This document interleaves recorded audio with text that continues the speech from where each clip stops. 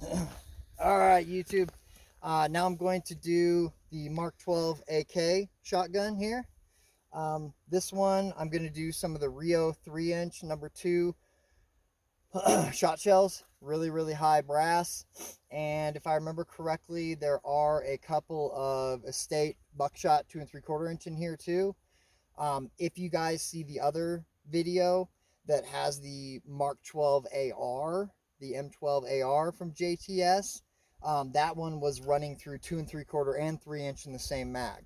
So let's see if this one will do the same thing. All right, got my mag in, nice and easy to rack it. It's really buttery smooth, very, very nice. Safety. And we are on gas setting number 1 right now. Okay, we are on gas setting number 1. Woo! Damn. Oh.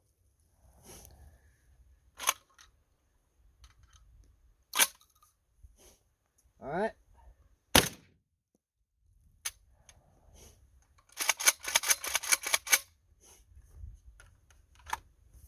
Okay, so gas setting number 1, it seemed to function the high brass stuff really, really easily, the Rio high brass, and it started to function the double out buck estate really well. It's not as high brass, not as fast as far as velocity and stuff goes, not as much power behind it, but it did function okay. We did have that one jam, but again, keep in mind it is on gas setting number 1. So let's see what happens on number 2.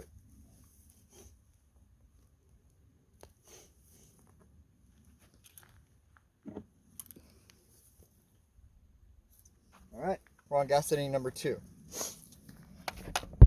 Thank you, sir. All right, guys, this is the 10-round mag for the Mark 12 AK shotgun. This actually has Russian Fetter 12 gauge in it. Down below that, you can see is the blue Rio shotgun shell, and then down below that is the estate double out buck. Now, the interesting thing here that I'm doing is I'm running 2 3/4, 3-inch, and then 2 3/4 on the actual mag itself. So we're going to see if on gas setting number 2, this will run no matter what. There's only 3 shells in here, so let's see what happens with this. All right. Here we go.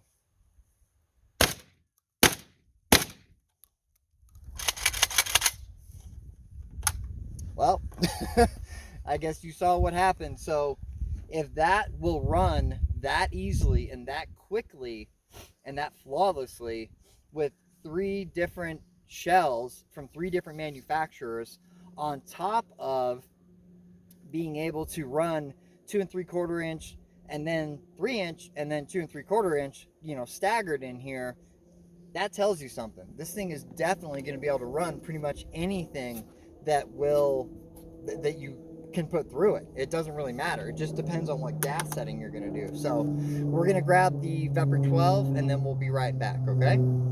All right, guys, we've got it set on gas setting number 3. Got a full 10-round mag of estate double out buckshot. Let's see if it rips through our target and doesn't have any jams. Let's find out.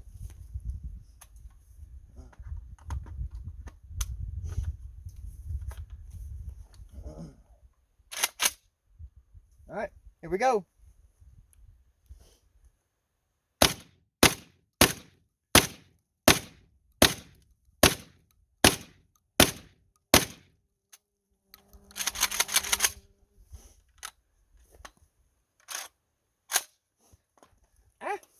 Okay, well, there you guys have it. I mean, it is basically, this thing ran through an entire 10-round mag of buckshot, estate buckshot.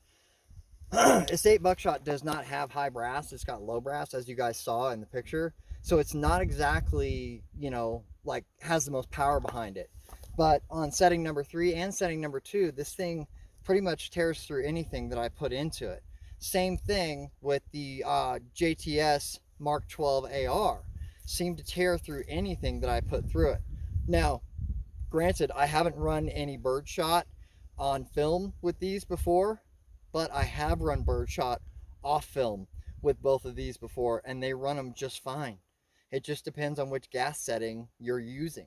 Okay, so would I recommend to purchase one of these? Yes, I would, especially if you want something that's similar to a Vepr 12 or Sega 12 or something like that, but you don't have the money to spend on one of those Russian firearms. Okay, plus, you know, the Russian stuff is currently not being imported anymore. So um, let's go ahead and take the Vepr 12 and compare the JTS Mark 12 AK to the Vepr 12 AK shotgun and see how that one does.